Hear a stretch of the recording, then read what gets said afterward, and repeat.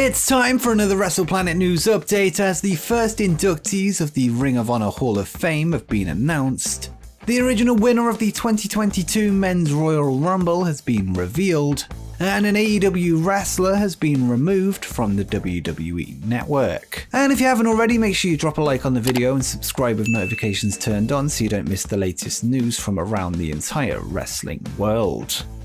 Let's start with some news coming out of New Japan Pro Wrestling as an expiring contract has been revealed. Bullet Club's Chase Owens would take to Twitter today to reveal that his contract is set to end, and he would say, "Today's the final day of my NJPW contract." We also saw Chase post a similar tweet on January 31st, 2020, before it was actually announced that he had signed a multi-year deal with the promotion, a deal that is once again expiring. Owens has been with New Japan since October 2014, joining the infamous Bullet Club 1 year later, and as of this recording, his future is still unknown, with him still yet to win championship gold in the company.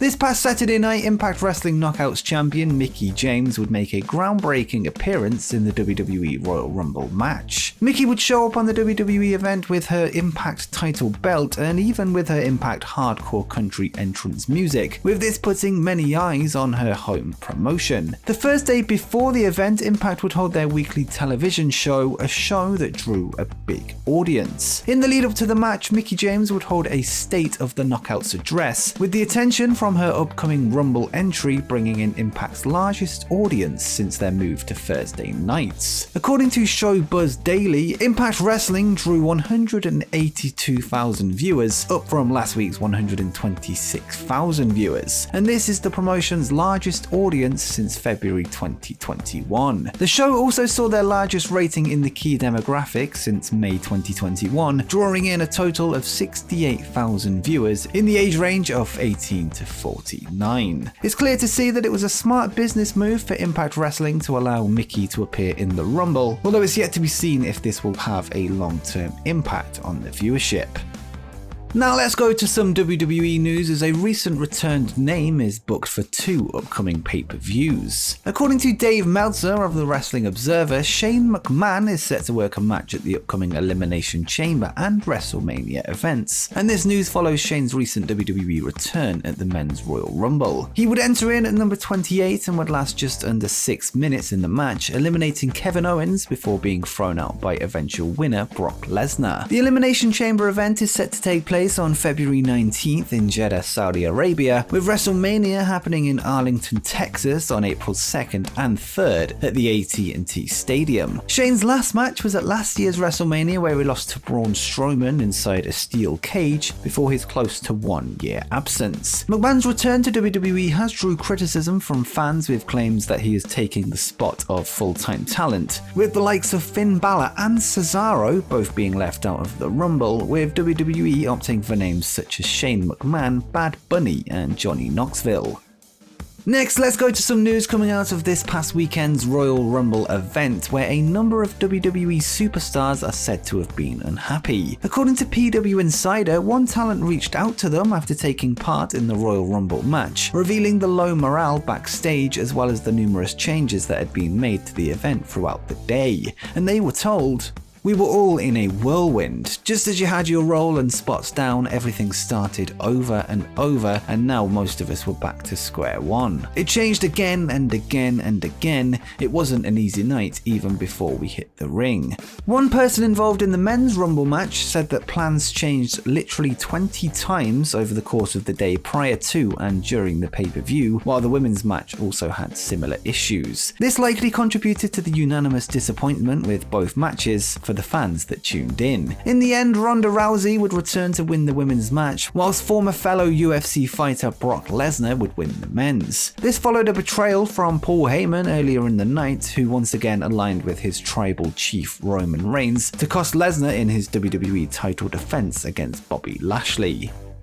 This week, Ring of Honor have announced that they will be launching a Hall of Fame which will celebrate the company's biggest stars of the past. ROH, who are currently on hiatus, revealed the news on their website, and they would say, to coincide with Ring of Honor's 20th anniversary, the company is proud to announce the establishment of the ROH Hall of Fame. Since its inception, ROH has created excellence in professional wrestling by giving the best wrestlers on the planet a platform to showcase their talent. Now ROH will honor the outstanding athletes who have contributed greatly to making it one of the most influential pro wrestling promotions in the industry. The first inductee of the inaugural ROH Hall of Fame class will be revealed this Monday. Subsequent inductees will be announced on February 7th, February 14th, and February 21st. Also, each episode of Ring of Honor Wrestling in February will be devoted to a Hall of Fame inductee, and there will be weekly YouTube specials on the inductees. Since the statement was posted, the first inductees have been announced, with the current ROH World Tag Team Champions, the Briscoes, receiving the honor of being the first ever inductees into the Hall of Fame. The rest of the names will be announced weekly, with 3 more inductees set to be announced,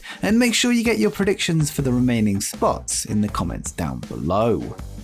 As well as the Hall of Fame announcement, ROH have revealed their next event, which will be their first show since December 2021. The company would confirm that Supercard of Honor 15 is set to take place this April, which will be headlined by a match for the undisputed ROH World title, with ROH champion Bandido taking on interim champion Jonathan Gresham. The two were set to go head-to-head at Final Battle in December before Bandido tested positive before he was replaced by AEW's Jay Lethal with the title on the line. Gresham would then come out on top, with him since appearing in multiple promotions to defend the belt under Pure Rules. It was assumed that Bandido had vacated the title, however he would confront Gresham at a recent Terminus event, staking his claim as the real Ring of Honor World Champion before the winner-takes-all match was signed. Supercard of Honor 15 will mark the return of Ring of Honor following their ongoing hiatus, with the company having announced last year that they were set to take a break to build a plan for the company going forward.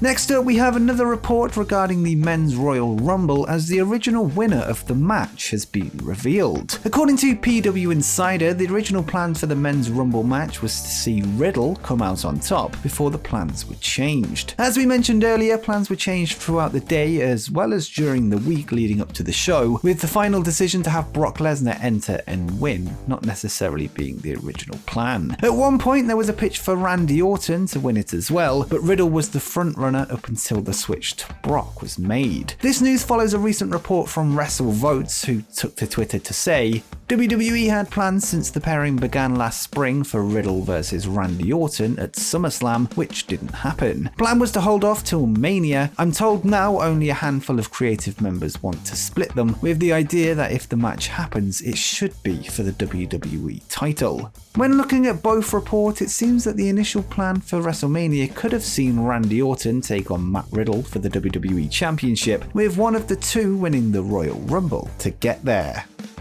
And finally, we have some news of a current AEW wrestler being removed from the WWE network. Earlier this month, Anthony Ogogo would make his Progress Wrestling debut on their January 23rd Chapter 27 show, this following a recent management change for the British promotion. Due to Progress's relationship with WWE, the event would air this weekend on the WWE network to add to the catalogue of Progress shows already on there. However, one match was missing. During the broadcast, Ogogo's 6-minute victory over Harry Singh would be skipped over, with the former Olympic boxer being nowhere in sight. When asked about the absence of the match, Progress would indicate that Ogogo vs Singh was a bonus match exclusive to their Demand Progress streaming service, although it's more likely that WWE simply didn't want to showcase one of All Elite Wrestling's stars. It'll be interesting to see if Progress Wrestling will continue to book Anthony Ogogo on their shows going forward, and if all of his matches will coincidentally be considered bonus matches that will be absent from the WWE network. And before you go, make sure you check out my video where I discuss 12 of the most obscure WWE appearances by AEW wrestlers.